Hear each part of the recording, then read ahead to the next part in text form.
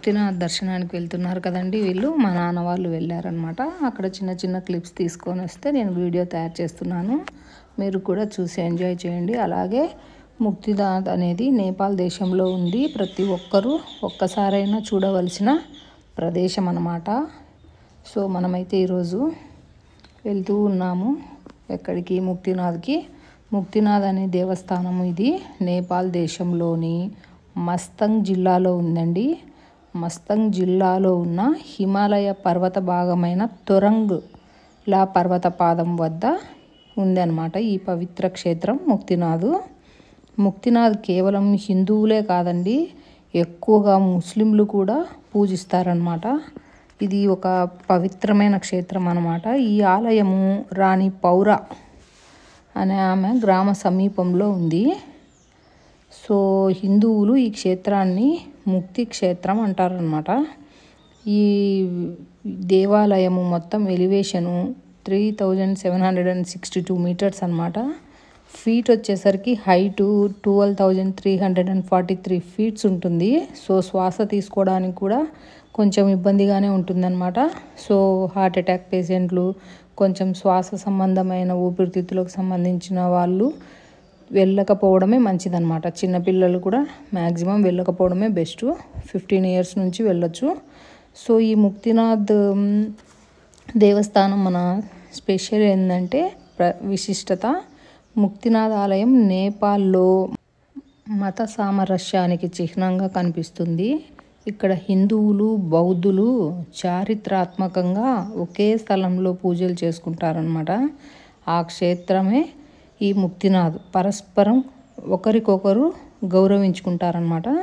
అలాగే ముక్తినాథ్ అనేది ఎన్ని మెట్లు ఉన్నాయి, ఎంత టైం పడుతుంది అనేది కూడా చెప్తానండి.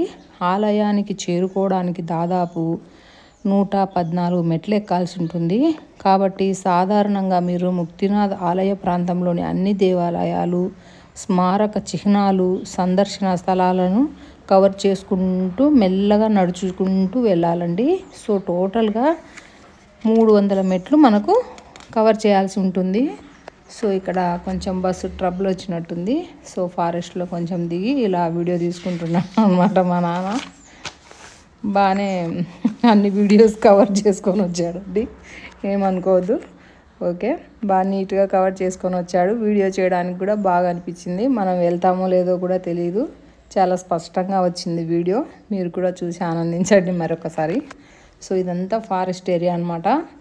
మలుపులు అంతా విచిత్రంగా ఉంటుందండి. రోడ్స్ అన్నీ కొంచెం అక్కడక్కడ డ్యామేజ్ ఉంటుంది.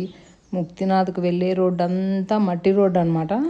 సో కానీ పర్లేదు, నేపాల్ టూరిజం బాగానే చేశారు. సో ఇదంతా చూడండి, పైన వెళ్తూ ఉంటే మంచు పర్వతాలు ఎలా కనిపిస్తున్నాయో చూడడానికి దూరంగా చాలా ఆహ్లాదంగా అనిపిస్తుంది. ఈ వీడియో చేస్తున్నంతసేపు మేమెందుకు వెళ్ళలేదా అనుకుంటూ ఉన్నామండి. అలాగే మనకు ఇక్కడ ఇంకో పర్వతం ఉంటుందండి. ఆ పర్వతం ఏదంటే ఇది మనకు చిన్నప్పుడు పాఠాల్లో చదువుకున్న పర్వతమేనండి. ధౌలగిరి పర్వతం అన్నమాట. చాలా బాగుంటుంది. ధౌలగిరి పర్వతం అంటేనే తెల్లటి పర్వతం అన్నమాట. ఆ తెల్లటి పర్వతం పైన సూర్యకిరణాలు పడడం వల్ల గోల్డ్ కలర్లో కనిపిస్తుంది అనమాట. మనం ఆల్మోస్ట్ ఆ పర్వతాన్ని గూగుల్లో చాలాసార్లు చూసే ఉంటాము. చాలా బాగుంటుందన్నమాట. ముక్తినాథ్కు వెళ్ళేంత దూరంలో ప్రకృతి చాలా బాగుంటుంది, అందంగా ఉంటుంది. నాకు కూడా ఈ వీడియోస్ చూస్తూ ఉంటే చాలా మిస్ అయిపోయామనిపించింది అనమాట. సో చూడండి, మంచు పర్వతాలు దగ్గరికి వెళ్ళే కొద్దీ ఇంకా చాలా బాగా అనిపిస్తుంది. ఎనీ టైం ఇక్కడ 3 to 5 degrees సెల్సియస్ డౌన్లో ఉంటుందన్నమాట. చల్లగా ఉంటుంది. సో వాతావరణము చూడండి మనకి ఎలా కనిపిస్తున్నాయో, తెల్లగా మంచు, హిమ పర్వతాలు. సో చాలా బాగా అనిపిస్తుందండి. ఇక్కడ మనం అనుకున్నటువంటి ధౌలగిరి పర్వతం కనిపిస్తుంది చూడండి. ఈ వీడియోలో కొంచెం షేక్ అవుతుంది, బట్ ఆడికైనా బాగానే తీసాడు వీడియో. సో ఇది తెల్లటి శిఖరాల మెట్లు, కొమ్మలు మరియు పర్వతాల ఛాయాచిత్రాలలాగా ఎలా కనిపిస్తుందో చూడండి. ధౌలగిరి అనేది 8167 మీటర్ల ఎత్తులో ఉంటుందండి. ఇది ప్రపంచంలో 7వ స్థానం అన్నమాట ధౌలగిరి. ధౌలగిరి అనే పేరు 2 సంస్కృత పదాల నుంచి వచ్చింది. తెల్లని పర్వతం అని అర్థం అన్నమాట. నేపాల్ పర్వతాల్లో కన్యా పర్వతం అని కూడా పిలుస్తారనమాట. ఇది మౌంటైన్ అని కూడా పిలువబడే ఒక శిలా శిఖరం, హిమాలయాల్లో దాచిన ఒక రత్నం. అదేవిధంగా పర్వతారోహకులు, అన్వేషకులు ఈ శిఖరము ఎక్కడానికి చాలా ఇంట్రెస్టింగ్గా ట్రెక్కింగ్కి వెళ్తూ ఉంటారనమాట. ధౌలగిరి శ్రేణుల్లో ఉందన్నమాట ఇది ప్రపంచంలో అత్యంత సవాలుగా ఉన్న పర్వతారోహకులకు ఒకటిగా పరిగణించబడుతుందన్నమాట. సో నేపాల్లో ఇంకా చాలా ఉన్నాయండి. ఇది మనము గండకీ నది అంటారు కదండి, అదనమాట. గండకీ నదిలో మనము గండకీ నది అనగానే ఏం గుర్తొస్తుంది? సాలగ్రామాలు అనమాట. సాలగ్రామాలు హమేషా అక్కడ దిగి వసతి అనమాట. టాయిలెట్స్ అన్నీ ఉంటాయి. చూసుకొని అక్కడ నదిలో తీసుకోవాలనుకున్న వాళ్ళు సాలగ్రామాలను తెచ్చుకొని పెట్టుకుంటారు యాక్చువల్గా. సో ఇదంతా పెద్ద ప్రవాహం అనమాట. గండకీ నది అనేది మనకు వాటర్ తక్కువగా ఉన్నాయి. సో నీరు ప్రవహించేటప్పుడు చాలా అందంగా ఉంటుందంట. మనమైతే చూడలేదు, చెప్పిన వాళ్ళు చెప్తూ ఉంటే చూస్తే గూగుల్లో అర్థమైందనమాట. సో ఇదనమాట గండకీ నది అనేది. చాలా బాగుంటుందండి. ఇవి ముక్తినాథ్కు వెళ్ళేటప్పుడు చూడవలసిన అద్భుతమైన ప్రకృతి సౌందర్యానికి సంబంధించిన ఇవి అన్నమాట. సాధారణంగా ఇక్కడ ముక్తినాథ్లో ఏమవుతుందంటే హిమపాతము మ్యాక్సిమం ఎప్పటి నుంచి ఇక్కడ ముక్తినాథ్లో హిమపాతము నవంబర్ చివరి నుంచి ఫిబ్రవరి ఎండింగ్ వరకు కంపల్సరీ మంచు నిండి ఉంటుందండి. అప్పుడు వెళ్ళేటప్పుడు ఇంకా చాలా అద్భుతంగా ఉంటుంది ముక్తినాథ్. ఈ టెంపుల్కి వెళ్ళేటప్పుడు ఈ మెట్లు తప్ప మిగిలిన ప్రదేశం అంతా మంచుతో కప్పబడి ఉంటుందండి. చాలా అందంగా ఉంటుంది. -0లోకి వెళ్ళిపోతుంది అనమాట టోటల్గా. చాలా బాగుంటుంది. సో ఇక్కడికి వెళ్ళేటప్పుడు రక్తహీనత ఉష్ణోగ్రతలు 0 డిగ్రీ సెల్సియస్ నుంచి 10 డిగ్రీస్ వరకు ఉంటాయన్నమాట. మంచుతో కప్పబడి ఉంటుంది కాబట్టి. సో ఇది ఇక్కడ మా నాన్న మెట్లు ఎక్కేటప్పుడు తీసాడనమాట ఎలా ఉంటుంది పైకి అని. ఇలా అనమాట అప్పు పైకి వెళ్తూ వెళ్ళాలన్నమాట. ముక్తినాథ్ మనం కింది నుంచి 12,343 అడుగుల హైట్లో ఉంటుందన్నమాట ఆ క్షేత్రము. సో చాలా అద్భుతంగా ఉంటుందండి. అలాగే అక్కడ 108 జల తీర్థాలు అంటే హిమాలయ పర్వతాల నుంచి వచ్చేటువంటి వాటరు 108 బసవేశ్వరుని నోట్లో నుంచి వస్తున్నట్టు ఉంటాయండి. అక్కడ కంపల్సరీ ఒకసారి అన్నీ నానుతూ స్నానం చేసి వెళ్ళాలంట. ఇక్కడ మనం మెట్లు ఎక్కేటప్పుడు ఇక్కడ బుద్ధ స్టాచ్యూ ఉందండి చూడండి. ఈ బుద్ధుడు బౌద్ధులు, ముస్లిమ్స్కి, హిందువులకు ముగ్గురు సామరస్యంగా ఉండడానికి ప్రతీకగా ఇక్కడ బుద్ధిజం వాళ్ళు ఇలా చేశారనమాట, ఏర్పాటు చేశారు. సో ముక్తినాథ్ ఈశ్వరుడు అనేవాళ్ళు నేపాల్లో మత సామరస్యానికి చిహ్నంగా ఈ క్షేత్రం ఇప్పటికీ ఉందన్నమాట. మనకు కూడా ఏమవుతుందంటే హిమాలయ పర్వత పాదాలకు ఉంది కాబట్టి మనకు కూడా ముక్తినాథ్ ఈశ్వరుడు చెందుతాడు. సో ఇక్కడ అనేది మెట్లమ్మడి వెళ్తూ ఉంటే ఇలాంటి ప్రకృతి రమణీయమైన కొన్ని ప్లేసెస్ ఉంటాయి, చూస్తూ వెళ్ళాలంట. సో ఇక్కడ మన బుద్ధుడైతే ఇలా ఉన్నాడు. అదే మంచు పడే కాలం ఈ మంత్ నుంచి అయితే వెనకంతా మంచుతో కప్పబడి ఉండి ఒక్కసారి తెల్లటి మంచు పర్వతాల మధ్యలో బుద్ధుడిని చూస్తే ఎలా ఉంటుందండి, కళ్ళకు కనువిందుగా అంత మనోహరంగా ఉంటుందన్నమాట. ఇప్పుడు ఇంకా పడే సీజన్ మంచు. సో వీళ్ళు పడే ముందు వెళ్ళారనమాట లాస్ట్ మంత్లో. సో ఇలా ఉంటుందన్నమాట. ఇక్కడంతా ప్రశాంతంగా ఇలా కట్టారు.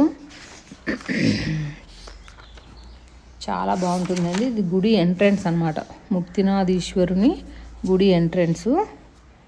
ఇలా ఫొటోస్ వీడియోస్ నాటాలో కాబట్టి బయట నుంచే తీశారు. ఇది 108 జలతీర్థాలు అన్నమాట. ఇందులో స్టార్టింగ్ నుంచి ఎండింగ్ వరకు టోటల్గా దీని మీద తల నాంచుకుంటూ వెళ్తారంట. 0 డిగ్రీస్ ఉంటుంది, చాలా చల్లగా ఉంటాయండి. సో వాళ్ళు స్నానం చేసేసి మాకు కూడా బాటిల్లో తీసుకొచ్చేసారు. ఇది మెయిన్ ఎంట్రన్స్ అన్నమాట. రాయితో చెక్కతో కట్టినారనమాట అప్పట్లో. ఇప్పటికీ కూడా చెక్కు చెదరకుండా ఉందన్నమాట ఈ దేవాలయము, ముక్తినాథ్ దేవాలయము. సో ఇక్కడికి దర్శనానికి లోపలికి వెళ్తున్నారనమాట. యాక్చువల్గా అయితే 108 జలతీర్థాలలో స్నానం చేసి ఈ దేవాలయానికి ఎదురుగా ఒక 2 కోనేరులు ఉంటాయండి. ఈయన ముక్తినాథేశ్వరుడు అంటాం కదండి. ఇవి 2 కోనేరులు. ఒకటి పాపాలను కడిగే కోనేరు, పాపాలను తొలగించుకొని మళ్ళీ పుణ్యాన్ని సంపాదించుకునే కోనేరు అనమాట. అక్కడ మా మామ ఉన్నాడు చూడండి, వీడియో తీసుకుంటున్నాడు. సో ఇక్కడ నుంచి మనం దర్శనానికి వెళ్తామన్నమాట. దర్శనం చేసుకొని ముక్తినాథేశ్వరుణ్ణి మళ్ళీ మెల్లగా మెట్ల దారితో రిటర్న్ వచ్చేయడమేనండి. చూడండి ఎలా ఉందో, పచ్చగా ఆహ్లాదంగా చల్లగా చాలా బాగుంటుందంట. ఇదనమాట 108 జలతీర్థాలు అనేది ఇలా ఉంది చూడండి. అక్కడ నుంచి స్టార్టింగ్ అయితే ఎండింగ్ వరకు మొత్తం నానుతూ వెళ్ళాలంట. వెళ్ళి ఆ 2 కోనేరులలో చేసి డ్రెస్ మార్చుకొని దేవుని దగ్గరికి వెళ్ళాలి. ఇక్కడ కొంచెం సెల్ఫీలో తీస్తున్నాడు వీడియో. ఇలా అనమాట. ఇక్కడికి ఈయన దర్శనం అయిపోయింది, ప్రశాంతంగా అయిపోయింది, వీడియో తీసుకుంటున్నాడు. ఇక్కడ టూర్కి తీసుకెళ్ళిన వాళ్ళవి కూడా నేను డిస్క్రిప్షన్లో ఫోన్ నెంబర్స్ అన్నీ ఇస్తానండి. చాలా నీట్గా తీసుకెళ్తాడు టూరిజం వాళ్ళు. భోజనాలు అన్నీ మనవే, ఏసీ బస్సులు, మీరు ఎక్కడి నుంచి వస్తే అక్కడ ట్రైన్స్ అన్నీ బుకింగ్ చేసుకొని నీట్గా వెళ్ళొచ్చు. నేను డిస్క్రిప్షన్లో వాళ్ళ నెంబరు, వాళ్ళవన్నీ అడ్రస్లు అన్నీ పంపిస్తాను, మీరు కాంటాక్ట్ చేసుకోవచ్చు. సో ఈజీగా ప్రశాంతంగా అన్నీ చూసుకొని రావచ్చు. నేపాల్ టూర్ యాత్ర, అది కూడా ఒక వీడియో త్వరలోనే అప్లోడ్ చేస్తానండి. ఇదైతే స్పెషల్గా ముక్తినాథ్ టెంపుల్కు సంబంధించిన వీడియో అన్నమాట. ఇవన్నీ 108 జలతీర్థాలు. బుద్ధిజం ముస్లిమ్స్, మన హిందువులకు ప్రతీక అన్నమాట నేపాల్లో. ఇక్కడ బుద్ధుని దగ్గర జస్ట్ ఫోటో క్లిప్స్ ఇలా తీసుకున్నాడు. పర్లేదండి, బాగానే వీడియో తీశారు. నేను అన్నీ చేసుకొని మీకు అప్లోడ్ చేద్దామని చెప్పి చేస్తున్నాను. ఎప్పుడన్నా నెక్స్ట్ పెట్టినప్పుడు ఇంకా అప్లోడ్ చేస్తాను మంచి మంచి వీడియోస్. ఇదైతే మనం నేపాల్లో ఉన్నటువంటి ముక్తినాథేశ్వరుడు అనమాట. సో చాలా బాగుంది కదండి. సో ఇక్కడ నుంచి అంతా హిమాలయ పర్వతాలు అనమాట. పైకి ధౌలగిరి పర్వతాలు, హిమాలయ పర్వతాలు, చాలా చల్లగా ఉంటుందన్నమాట ప్రదేశము. ఎండింగ్. సో ఈ నవంబర్ నుంచి ఫిబ్రవరి వరకు అయితే మంచు బాగా కురుస్తుంది. తెల్లటి పర్వతాల మధ్యలో ముక్తినాథేశ్వరుణ్ణి ఒక్కసారైనా చూసుకోండి. జర్నీ రిస్కే కానీ చూడవలసిన ప్రదేశము. కంపల్సరీ మన జీవితంలో ఒక్కసారైనా చూడవలసిన ప్రదేశం అండి. చార్ధామ్ యాత్రలతో పాటు ముక్తినాథేశ్వరుణ్ణి కూడా తప్పక దర్శనం చేసుకోండి. అలాగే ఇక్కడ బృహదీశ్వర ఆలయం కూడా గృహలో ఉంటుందంట. అవి కూడా ఒక వీడియో నేను అప్లోడ్ చేస్తాను త్వరలోనే. చూడండి, ఇవన్నీ నేపాల్ టూర్కు సంబంధించిన దాంట్లోనే వస్తాయండి. బృహదీశ్వర ఆలయము, తర్వాత ముక్తినాథేశ్వరము, గుప్తేశ్వర ఆలయము, ఇవన్నీ ఒకే చోట.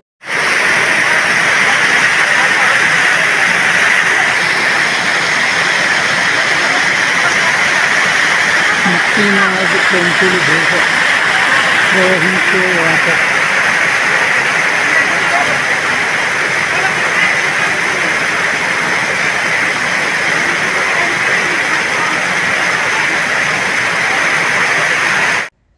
ఈ వీడియో నచ్చినట్టయితే లైక్ చేయండి, షేర్ చేయండి, సబ్స్క్రైబ్ చేయడం మర్చిపోవద్దు.